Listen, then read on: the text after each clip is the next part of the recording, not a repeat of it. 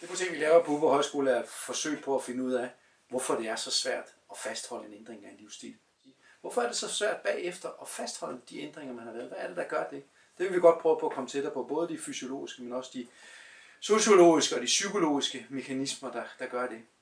Altså det er vigtigt at prøve at finde ud af, hvorfor det er så svært at ændre livsstil, fordi at vi har omkring 14-15% af os er fede, altså har et BMI over 30, ikke? Omkring 47% af os, og så siger jeg, altså de voksne mennesker i Danmark, er overvægtige, og det fører til, at vi får livsstilssygdomme på halsen. Det vil sige, at vi får sukkersyge, vi får for højt blodtryk, vi får hjertekarsygdom. Og det koster altså på sigt rigtig, rigtig mange penge for samfundet, som den ene facet, og den anden facet er jo også, det for individet giver en nedsat livskvalitet og en kortere liv. Så der er rigtig, rigtig gode grunde for både på individuelt plan og på samfundsplan at prøve på at blive bedre til at undgå de her livsstilssygdomme ved at forbedre livsstilen. Og dermed bedre at forstå, hvad er det, der skal til? Typisk når forsøgsdagen starter, så fortæller vi selvfølgelig, hvad skal den her dag gå ud på, sådan overordnet set, sådan en gennemgang af dagen, så man ved præcis, hvad det er, der skal ske. Ikke? Men så har vi også, ud over det, i starten nogle spørgeskemaer, hvor det ene handler om, hvor fysisk aktiv, hvor meget motionerer man lige nu her for tiden, den sidste uges tid. Hvor aktiv har man været der? Et spørgeskema omkring det.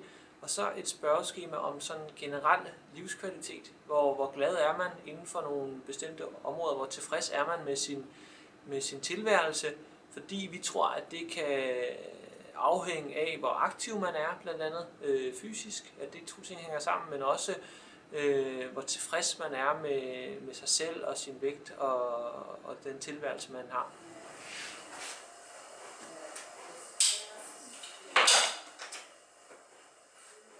Blodet kan jo fortælle os rigtig, rigtig mange interessante ting omkring den livsstil, man lever.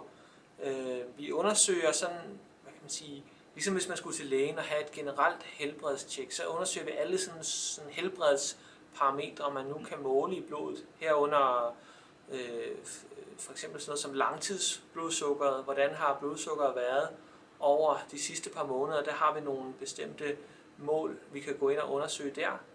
Så undersøger vi selvfølgelig også gode og dårlige kolesterol, som man har hørt om, hvor mange fedtsyrer man har i blodet.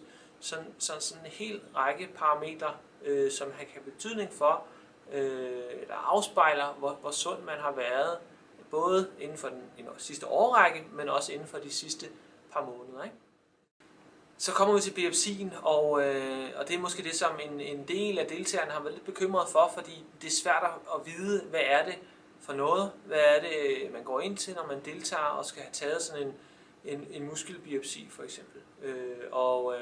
Der gør vi os meget umage med at forklare, så godt vi nu kan, hvordan det føles, hvilke risici der kan være forbundet med det, men det vi starter med, det er jo selvfølgelig at bedøve, lokalbedøve i huden og i hinden over musklen, og så spritter vi af, som man kan se her, med en gul farve, helt steril, der dækker af med steril klæde, og så laver vi et lille snit i huden og i hinden over musklen, og så kan man så gå ned med en biopsikanyle og så få taget et lille stykke muskel op ved at have sådan undertryk i den her biopsikanyle. Så får man det op i nålen, og så kan man så gemme det bagefter. Ikke? Så nu har vi kun biopsien tilbage. Og hvordan føles det så at få taget sådan en muskelbiopsi? Det er jo en uvant følelse, for der er ikke ret mange, der har prøvet at have noget inde i musklen. Så det er da mere ubehageligt, end det gør ondt, vil jeg sige. Men du vil i hvert fald have et trælårs fornemmelse et par dage efter, hvor du er godt øm, som om du har brugt musklen godt. Og når selve nålen er nede i musklen, så er det som om der er lidt noget, der nulrer i musklen, bare inde i musklen, på en lidt mærkelig måde, ikke? Yes, godt, Alexander. Bare pres den. Ja, bare pres. Ja, det er skide sejt. Kom, ned igen. Sådan. Sejt, Alexander. Når vi så har taget den muskelbiopsi, ved kanylen, så tager vi den ud meget, meget forsigtigt pincet. Prøv at røre sig lidt ved den som muligt, fordi den skal jo opbevares og hvad kan man sige, så sikkert og så godt som muligt. Og det handler i virkeligheden om, at det går stærkt, men samtidig at man er forsigtig. Og noget af den bliver frosset ned i flydende kvælstof hurtigt, så alle processer, der ligesom er i gang i musklen, bliver stoppet. Så en del af den bliver frosset ned. En anden del bliver sådan indstøbt i noget, der hedder en slags beskyttende materiale, inden det bliver frosset ned, som så gør, at man kan lave nogle fine snit af det bagefter, så man kan, ligesom en spegepølse, skære nogle skiver, og man kan så lægge det ned på sådan en glasoverflade, og så kan man i mikroskop så se på selve musklen, hvordan ser den ud. Hvordan er karforsyningen til musklen, hvor meget fedt er der inde i musklen. Det er nogle af de ting, vi gerne vil kigge på. Hvilke muskelfiber har man, hurtigt eller langsomt, og ændrer det sig med træning eller et ophold på ugruppe. Det er noget af det, vi gerne vil kigge på. Efter muskelbiopsien, så tager vi en fedtbiopsi sådan lige under huden, altså nede under huden ved maveskindet. Og det foregår sådan set på samme måde som ved en muskelbiopsi. Det er under lokalbedøvelse, sterile forhold, dækket hele dag. Og det oplever mange som ikke helt så dramatisk som selve muskelbiopsien, fordi at den gør ikke ondt. Den kan stort set ikke mærkes. Hvad bruger vi den til? Vi kigger på, om fedtvævet er normalt, eller er der sådan en sygdomstilstand i fedtvævet. Og hvad kunne det være? Jamen, det kunne være, at man havde en øget inflammation i fedtvævet. Det er noget, man ser ved nogle overvægtige mennesker, som har været overvægtige i lang tid. Jamen, så er der øget inflammation i fedtvævet, og det kan måske lede til andre følgesygdomme også. Så det vil vi gerne undersøge nærmere.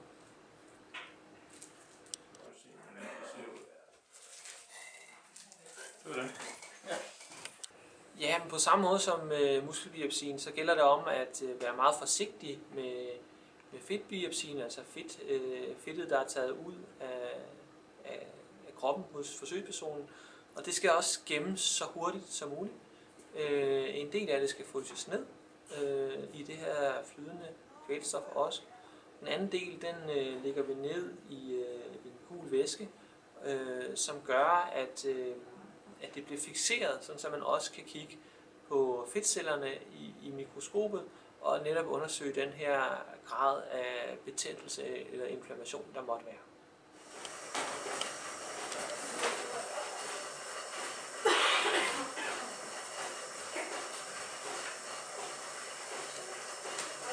Vi vil også gerne teste konditionen på forskellige vis på deltagerne.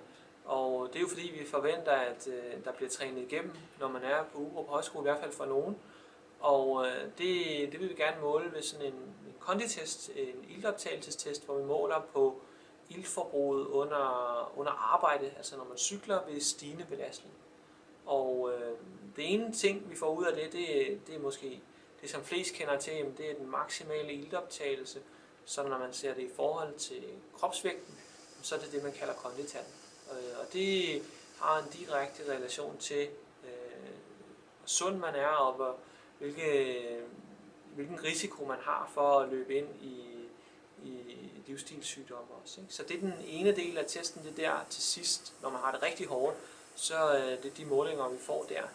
Den anden del, vi egentlig også laver ved de lidt lavere belastninger, så måler vi evnen til at forbrænde fedt, når man cykler. Og det er også interessant, fordi jo bedre man er til at forbrænde fedt, jo i højere grad, når man træner, vil man også forbrænde fedt. Og det er for mange en måde at komme af med overskydende fedt på. Så om man bliver bedre til det er også interessant. Det sidste, vi egentlig måler på sådan en forsøgsdag, det er håndstyrken. Og det er vel sådan et generelt mål for styrke i kroppen. Er man stærk, jamen så har man typisk også en god sundhedstilstand. Så det er sådan indirekte mål, som er nemt for os at lave. Så derfor har vi valgt at tage det med. Og hvis man styrketræner, så er det jo noget, man kan forbedre. Kom så, Jonas! Pres! Og slap af. 48. Det er måske også især interessant for ældre forsøgspersoner, fordi når man kommer op i alderen, så har man en risiko for at tabe eller få mindre muskelmasse. Det vil vi selvfølgelig gerne have, at man holder en stor muskelmasse, så man har en god funktionsevne, god til at gå på trapper og hvad der ellers er udfordringer i hverdagen. Så det er sådan et indirekte mål for generel styrke i kroppen, som vi laver her med håndstyrkemålet. Altså overordnet set kan man sige, det som vi gerne vil ende med det her projekt, er at vi kan være bedre til at rådgive folk til, hvad de skal gøre for at fastholde livsstilsændringer. Det vil sige, at vi måske mere kan gå ned på, om ikke individplan, så gruppeplan, at sige, for jer kan det altså betale sig at satse på at holde fast i den fysiske aktivitet, for jer skal I fokusere både på fysisk aktivitet og kost, og du skal måske, eller den her gruppe skal måske fokusere på kost i stedet for.